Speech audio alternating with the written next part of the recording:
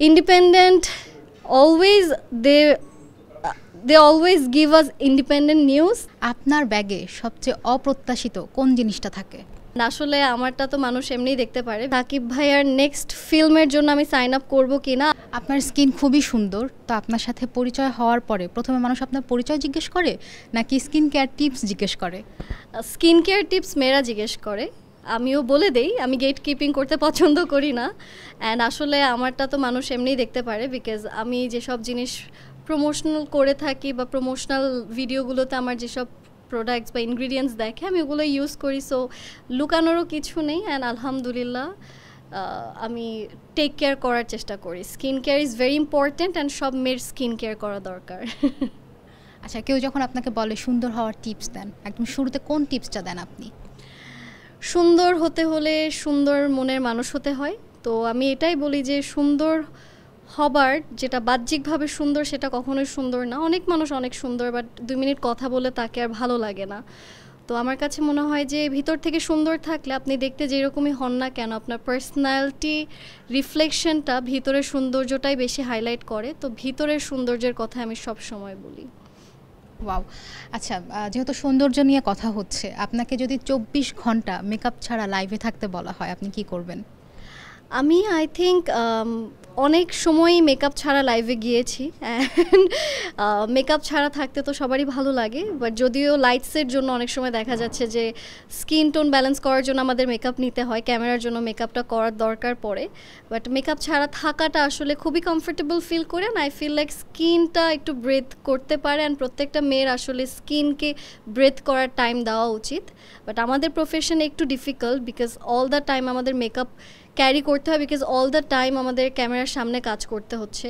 কিন্তু আমি আসলে নিজেকে সময়টুকু দেই মেকআপ ছাড়াও। আমাকে যদি আপনি বাইরে কোথাও দেখেন, আপনি আমাকে রাস্তায় যদি কখনো আমার সাথে দেখা হয়ে যায়, আপনি দেখবেন আমি মেকআপ না করেই আছি।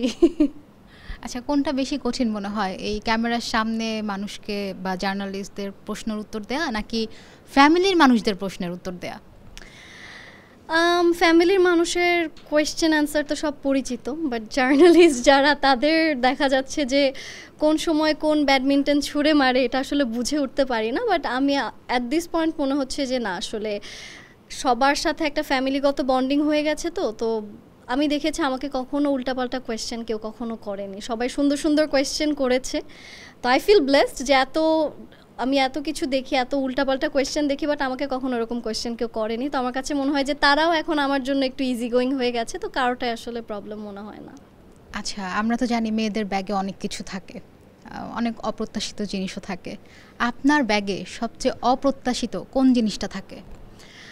অপ্রত্যাশিত না, আসলে প্রত্যাশিত অ্যাট দিস পয়েন্ট, সেটা হচ্ছে সবসময় আমার লিপ গ্লসটা আমার ব্যাগে থাকবে। যখন আমার মনে হচ্ছে না, আই ফিল লো, তখন I feel like no, it's time to shine, আমি জাস্ট লিপ গ্লসটা then I get back my confidence. I think প্রত্যেকটা মেয়ের কোনো না কোনো জায়গা থেকে এই জিনিসটা ফিল করে। Lip gloss is my main thing, যেটা আমি সবসময় ব্যাগে রাখা ট্রাই করি। আচ্ছা, এটার সাথে সাথে আমি একটু জানতে চাই যে মিস ওয়ার্ল্ড বাংলাদেশের ব্যাগে আর কি কি থাকে?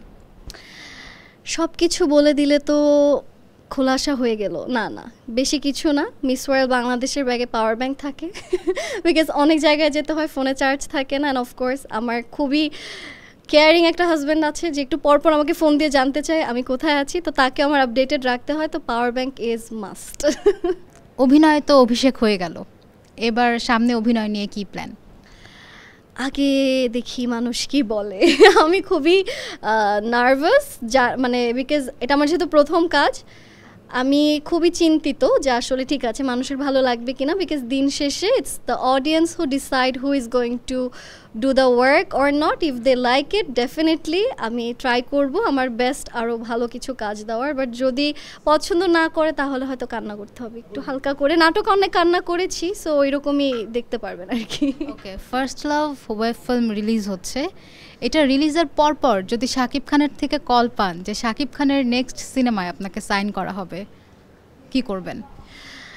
সাকিব খান ভাইয়ার থেকে যদি কল পাই, যে সাকিব ভাইয়ার নেক্সট ফিল্মের জন্য আমি সাইন আপ করবো কি না। আমি জানি যে তৌসিফ ভাইয়াও মনে হয় একটা ফিল্মের চিন্তা করছে, তো যেই নায়ক আমাকে ইন্ডাস্ট্রিতে এনেছে তার ফিল্ম আগে করব, তারপর আমি বাকি যারা আছে তাদের কাজ করব, because respect comes first. And আমাকে যেহেতু সে ডেবিউট করেছে, সো আমি ট্রাই করব তার সাথেই আমার এন্ট্রিটা দেওয়ার, বাকিটা তৌসিফ ভাই বলতে পারবে। Girl, you are so brave, I must say. Okay, আমাদের ইন্ডিপেন্ডেন্টের দর্শকের জন্য শেষ দুটি line. Independent always they always give us Independent news, যেটা হচ্ছে গিয়ে কোনো কোনো ঝামেলা থাকে না, একদম জাস্ট ডিরেক্ট বলে দেয়, just like my last line. So yes, thank you so much Independent News for giving us wonderful news, and I feel like আমি আশাবাদী যে আপনারা আমাকে নিয়ে ভালো ভালো নিউজ করবেন।